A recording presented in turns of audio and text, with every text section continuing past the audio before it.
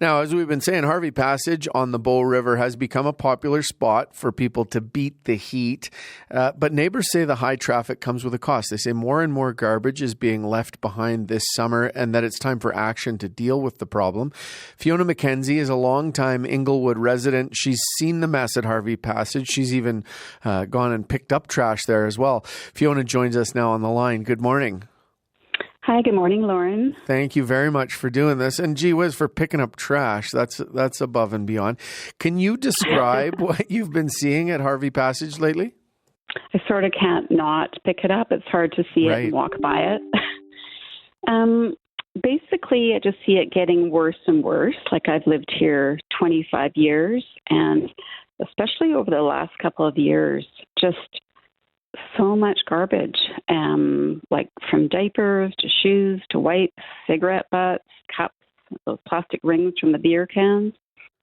And even this past Saturday, I found just walking along the bike path, a mini beer keg. Oh, boy.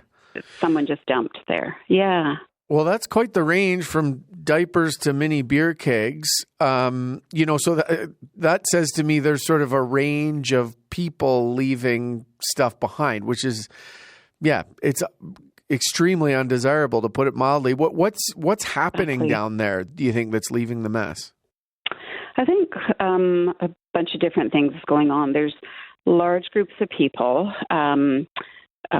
which is awesome. I think that, we're happy to see people using the area, that there's not enough garbage bins, for one. And I think that a lot of us locals have been calling 311 asking for more. And also they're not being emptied enough, especially on these hot summer days. So I actually chatted with a garbage guy yesterday, and they're getting picked up on Sundays and Tuesdays only. So twice a week is not enough.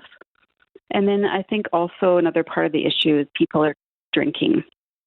So drinking, smoking pot or whatever, and sort of overuse of, not everyone, some people are just coming down and having a beer. But some people are just, I think you have a few drinks and then you just maybe leave the garbage. Yeah. Right. Bit of a party scene happening at times. Is there like times a day that this is, at its worst or at its best? I think that really anytime it's super hot, like not so much in the morning, but as the day goes on and well into the evening, like I walked down there with my kids to go down, a week or so ago, and we just ended up leaving. It just was kind of, too much, kind of uncomfortable situation there. Because of the rubbish or the garbage or the party scene? Garbage and just smoke and smell of pot in the air, and Okay. Not a family scene for you at that point. No, for me. Yeah. Yeah. Okay. Well, having lived there and cared about the place for 25 years, can you just tell us more about what makes Harvie Passage as a location special and why you want to, push back to keep it clean and accessible to people? Mm-hmm. Yeah. I mean, honestly, it is such a beautiful area. Just walking along the bike path. I usually walk, 1 or 2 times a day along the bike path. And I just want people to love it as much as we do, come there, enjoy the area and, be along the river, cool off, but just pick up your stuff and pack it out and just treat it like you love it. Yeah, it is such a beautiful space, right? Hey, on top of twice a week garbage pickups, what did you learn or get to say chatting with the person who works in the service cleaning things up? Really, that was probably about it. I just was curious of how much they're picking up the garbage down there, because I do, and a lot of other locals see that the garbages are overflowing, especially on these really, really hot days. It needs to be emptied at least once a day. Right. The city's not keeping up when it's that busy. No, and as we know, like this reopened in 2018, and it cost something like $18 million, but it's not being maintained. Another neighbor also mentioned porta potties were overflowing, and we're supposed to get toilets down there, but also Pearce Estate Park is also part of the issue there too. What do you mean? Just as far as garbage, and a lot of people using it, and can be the party atmosphere in the park there too. Yeah.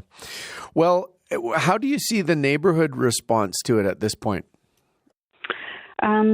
People are very, very, I think, frustrated and concerned. And I do, think that people are awesome to go on their walks or just feeling called to pick up garbage. But, it sort of feels like it gets to be a bit much, right? You're coming out of there with armloads on a regular basis. Yeah. There are a couple of signs down there that say no dumping, but they're not super visible. So what will you and or others do, in terms of advocating or trying to, you're chatting with us and we appreciate it, but how are you approaching the kind of advocacy on behalf of the space and, more resources to clean it up?